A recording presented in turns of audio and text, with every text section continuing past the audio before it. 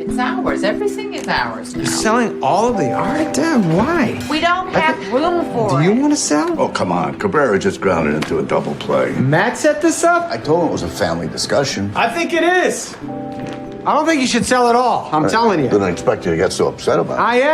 I am upset about it. Why do you care? I don't know. One thing I think film can do really well, better than any other medium, is capture the reality of conversations. In a book, no matter how you lay it out, one piece of dialogue always has to follow another. You can't simulate people talking over each other, which is what we all do a lot of the time. And you can't really capture the rhythm, speed, and tone that a conversation has. Even radio and theater miss some of the nuances that film is perfectly suited to reproduce. Yes. Maureen only told us he was in the hospital this morning. Via text. They were staying up we here drove at from Maureen's Rochester to country house. Pittsfield. We wanted to talk to a haven't been able to get any doctor. information. Of all the filmmakers working right now, I think Noah Baumbach maybe has the best ear for dialogue as it really is.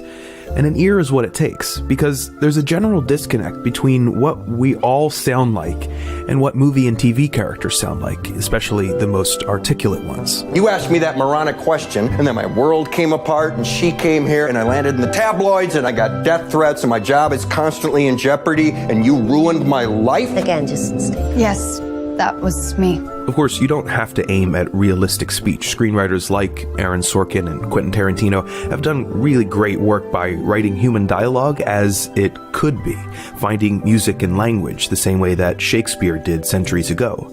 But Baumbach, on the other hand, seems to be committed to a different principle. You know, I think I mentioned to you I left the company I was with, and me and a couple other people started our own firm.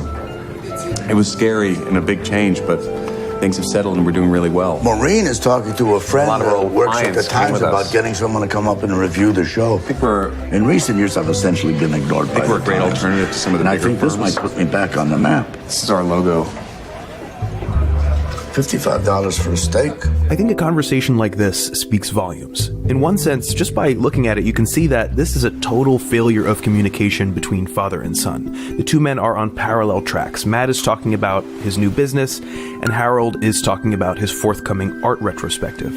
But in another sense, what makes this exchange so heartbreaking and true to life, at least for me, is that they really are communicating with each other, just not explicitly. Matt brings up a major life change and expresses some of the hopes and fears he has about it, and his father immediately brings up his own major life event and some of the hopes and fears he has about that.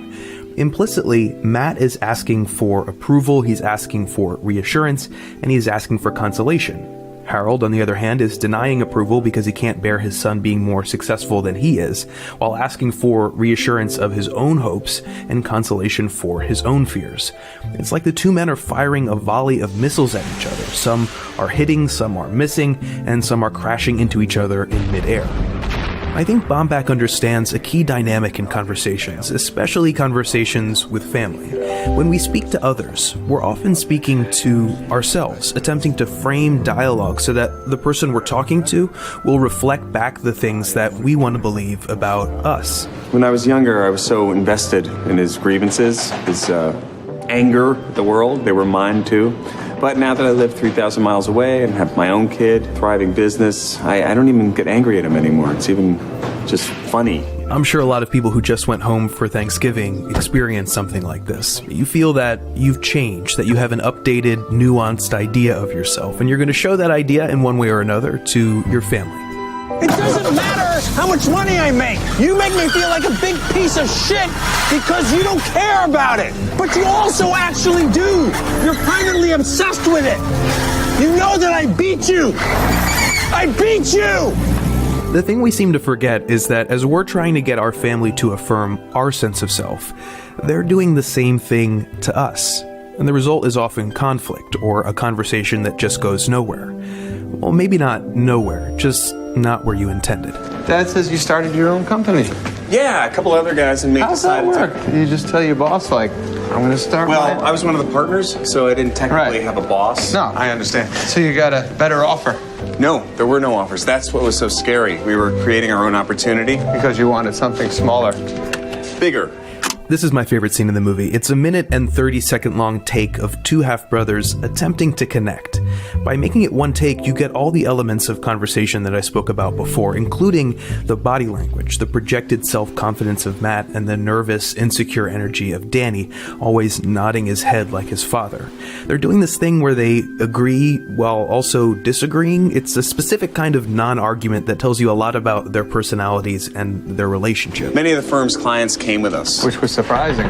No, we expected it. We can't legally ask clients to come with us. But they don't we have trust- much choice. It's totally their choice. No, I know. Because you have their money. Okay, there's so much going on here. On one level, Danny is trying to connect with Matt by literally trying to finish his sentences. He's also trying to challenge him and assert some dominance by acting like he knows what Matt's going to say next. Talk about speaking to yourself. Danny is effectively trying to hijack Matt's sentences and make them his own.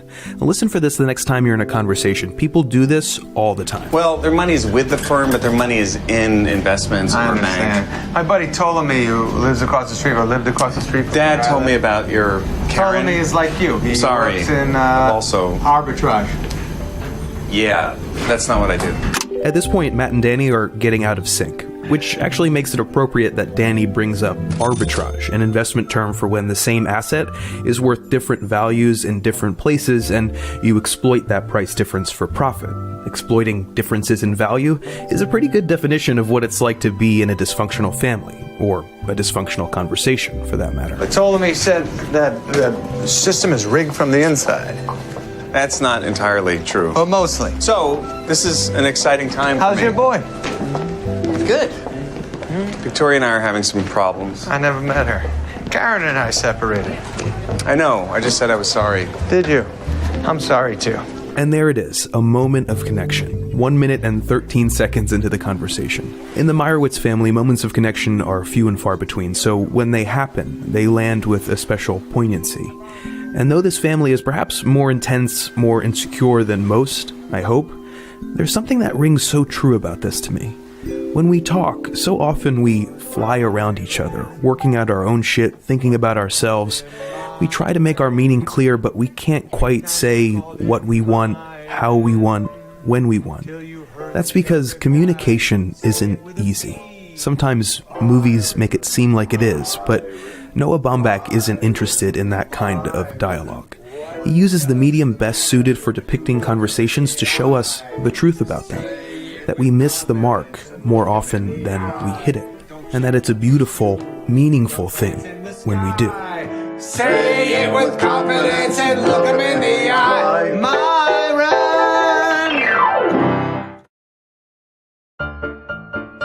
One of the questions I get asked the most by far is what kind of software do I use to make these videos? To edit, I use Final Cut Pro 10, and since 10 is so different from the programs that came before it, I actually depended a lot on online videos to teach me the new features. Now, these days, you can pretty much teach yourself anything this way, and Skillshare is the perfect way to do it. Skillshare is an online learning community for creators with more than 16,000 classes in graphic design, animation, web development, video game design, and more. All the classes are professional and understandable and follow a clear learning curve. A premium membership begins around $10 a month for unlimited access to all the courses, but the first 500 people to sign up using the first link in the description will get a 2-month free trial. In those 2 months, you could easily learn the skills you need to start a new hobby or business, specialized skills like learning After Effects, which I've always wanted to do. And Skillshare has dozens of classes that'll help you master that program. What's the skill that you've been putting off learning? Why not sign up to Skillshare using the link below and start learning right away? You got nothing to lose and a valuable skill to gain. Thanks, guys. I'll see you next time.